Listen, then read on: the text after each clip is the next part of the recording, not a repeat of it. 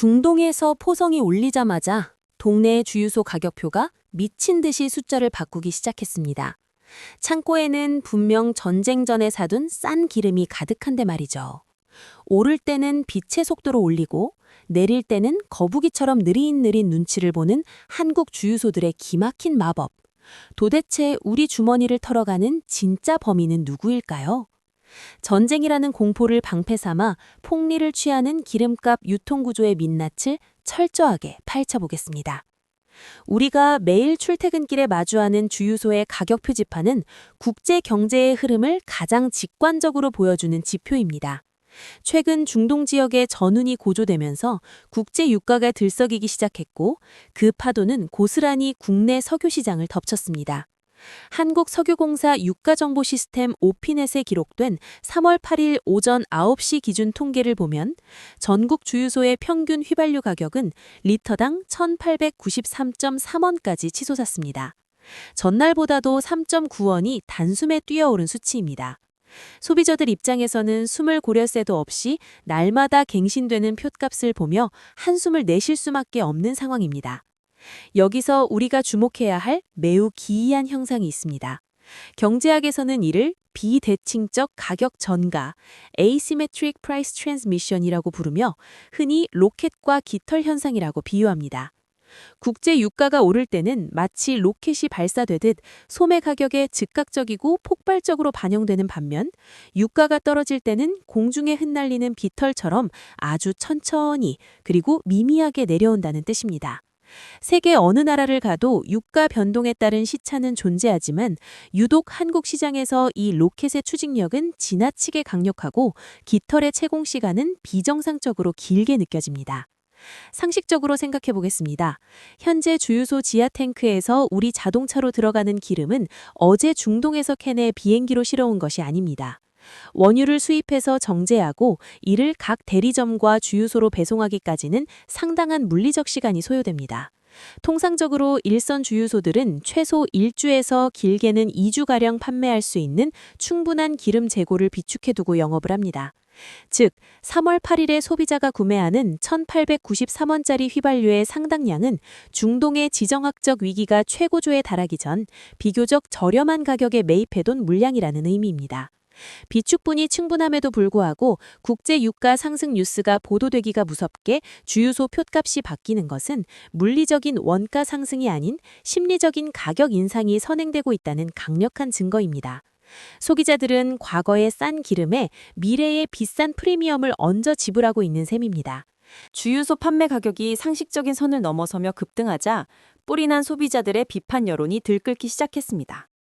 폭리를 취하고 있다는 따가운 윤총이 쏟아지자 석유 제품을 유통하는 핵심 주체인 주유소 업계와 정유업계는 서로를 향해 손가락질하며 치열한 책임 공방전을 벌이기 시작했습니다. 기름값이 오를 때는 다 같이 웃지만 비난의 화살이 날아올 때는 철저하게 남 탓을 하는 씁쓸한 진실 게임이 막을 올린 것입니다. 먼저 포문을 연 것은 주유소 업계입니다. 한국주유소협회는 3월 6일 공식 입장을 통해 최근 주유소가 폭리를 취하고 있다는 세간의 비판은 억울하다며 항변했습니다.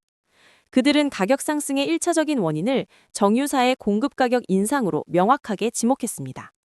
주유소라는 사업 모델 자체가 정유사나 대리점으로부터 석유 제품을 도매로 공급받아 마진을 붙여 파는 전형적인 소매 유통업이기 때문에 윗선에서 가격을 올리면 밑에서는 도리 없이 따라 올릴 수밖에 없다는 논리입니다. 협회 측의 주장에 따르면 국제 유가와 더불어 환율까지 동반 상승하는 악재가 겹치면서 정유사들이 하루아침에 입고가를 대폭 끌어올렸습니다. 실제로 단 하루 사이에 휘발유는 리터당 100원 이상, 경유는 무려 200원 이상 공급가가 폭등했다며 억울함을 호소했습니다. 나아가 그들은 소비자들이 잘 모르는 유류세의 구조를 방패로 삼았습니다. 우리가 지불하는 석유 제품 가격의 절반 이상인 50에서 60%는 정부가 떼어가는 세금으로 고정되어 있습니다. 여기서 정유사가 가져가는 몫을 제외하고 나면 주유소가 순수하게 운영비로 쓸 수 있는 유통비용 비중은 고작 4에서 6% 수준에 불과하다고 설명합니다. 심지어 신용카드 결제 수수료와 인건비, 임대료 등 필수적인 고정 운영비를 빼고 나면 주유소 사장님들이 재량껏 가격을 내리거나 조정할 수 있는 여지는 전체 가격의 2% 미만이라는 것이 그들의 뼈대 있는 주장입니다. 하지만 정유업계의 반격도 만만치 않습니다. 정유사들은 주유소협회의 주장이 통계적 사실과 교묘하게 어긋나 있다고 반박합니다. 이들의 주장을 뒷받침하는 가장 강력한 무기는 국가가 관리하는 공식 데이터입니다. 한국석유공사 유가정보시스템 오피넷의 통계 자료를 들여다보면 흥미로운 사실이 발견됩니다. 2월 셋째 주 전국 정유사의 보통 휘발유 평균 공급 가격은 리터당 1,627.7원이었습니다. 그런데 그 다음 주인 2월 넷째 주에는 오히려 공급 가격이 리터당 1,616.2원으로 약 10원가량 하락했습니다. 정유사들은 바로 이 2월 말에 저렴하게 공급된 물량이 현재 주유소 지하 탱크에 고스란히 저장되어 판매되고 있다고 지적합니다. 공급 가격이 내렸던 시기에 물건을 떼어놓고 왜 이제 와서 정유사 탓을 하며 소매 가격을 천정부지로 올리냐는 날선 비판입니다.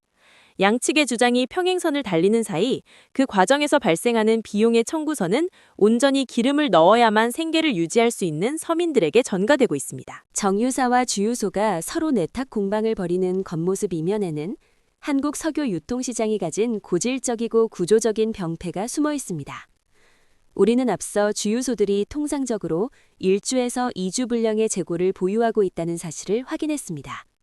그렇다면 공급가가 떨어졌던 2월 말에 재고를 쥐고 있으면서도 3월 초에 미친 듯이 가격을 올린 진짜 동력은 무엇일까요?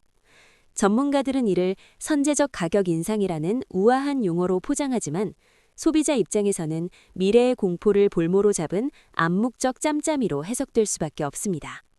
최근 중동 지역의 군사적 긴장감이 팽팽해지면서 전 세계 원유 물동량의 핵심 목줄이라 불리는 호르무즈 해협이 봉쇄될지도 모른다는 공포가 시장을 덮쳤습니다. 만약 해협이 막히면 물리적인 원유 공급 차질이 불가피해집니다. 이러한 국제 정세의 불안감은 유통 단계에 있는 사업자들에게 거대한 가수요를 불러일으켰습니다. 지유소 사장님들 입장에서는 앞으로 기름을 때우는 가격이 무섭게 오를 것이 확실시되니 나중에 비싸게 사서 팔 때 마진이 줄어드는 것을 막기 위해 지금 탱크에 있는 싼 기름부터 비싸게 팔아치우려는 강렬한 유혹에 빠지게 됩니다. 이것이 바로 아직 오르지도 않은 원가를 미리 소매가에 얹어버리는 선제적 인상의 실체입니다. 문제는 이러한 선제적 인상이 개별 주유소의 독단적인 결정으로만 이루어지기 힘들다는 점입니다. 길 하나를 사이에 두고 마주보고 있는 주유소들은 서로의 가격 표지판을 실시간으로 감시합니다. 만약 한 곳만 가격을 올리면 손님을 빼앗기겠지만 누군가 총대를 메고 가격을 10원 올렸을 때 경쟁 주유소들이 이를 기회 삼아 함께 가격을 10원씩 올린다면 어떻게 될까요? 굳이 어두운 방에 모여서 가격을 맞추자고 도장을 찍지 않아도 묵시적인 눈치 보기와 암묵적인 동조를 통해 지역 내 기름값은 순식간에 상향 평준화됩니다. 경쟁을 통해 가격이 내려가는 시장 경제의 기본 원리가 주유소 시장에서는 반대로 작동하는 셈입니다. 유독 한국에서 오를 땐 초고속으로 오르는 이유는 또 있습니다. 국내 정유시장은 소수의 대형 정유사가 꽉 잡고 있는 과점체제입니다. 주유소들은 특정 정유사의 간판을 달고 전속으로 기름을 공급받는 구조에 묶여 있어 유통 단계에서 자율적인 가격 경쟁을 하기가 구조적으로 어렵습니다. 정유사가 공급가를 올린다는 소문만 돌아도 주유소들은 손실을 회피하기 위해 일제히 방어막을 칩니다. 반대로 국제 유가가 하락세로 돌아서면 주유소들은 비싸게 사둔 재고가 아직 남았다는 전가의 보도를 꺼내들며 가격 인하를 최대한 늦춥니다. 결국 위험과 손실은 칼같이 소비자에게 전가하고 이익은 최대한 오래 머금고 있는 이 기형적인 유통망의 생태계가 바로 기름값 폭등 현상의 가장 깊은 뿌리인 것입니다. 치솟는 주유소 기름값에 민심이 흉흉해지자 결국 국가의 최고 권력자가 직접 칼을 빼들었습니다. 이재명 대통령은 연일 갱신되는 비정상적인 기름값 폭등 사태에 크게 경로하며 관계부처에 즉각적이고 강력한 대책 마련을 지시했습니다. 특히 시장의 자율성을 빙자해 부당한 이익을 취하는 주유소 간의 암묵적 가격 담합 행위가 적발될 경우 엄벌에 처하겠다는 강력한 경고 메시지를 날렸습니다. 그럼에도 불구하고 시장의 탐욕은 쉽게 가라앉지 않았고 기름값은 대통령의 호통을 비웃기라도 하듯 매일같이 상승 곡선을 그렸습니다. 상황이 걷잡을 수 없이 악화하자 정부는 시장 개입의 최후 수단 중 하나인 최고 가격 지정 제도를 신중하게 검토하기 시작했습니다. 최고 가격 고시제란 물가 안정을 위해 정부가 특정 상품에 대해 받을 수 있는 가격의 상한선을 법으로 강제하는 제도입니다. 쉽게 말해 휘발유는 리터당 1,800원 이상은 절대 받지 마라 라고 캡을 씌워버리는 것입니다.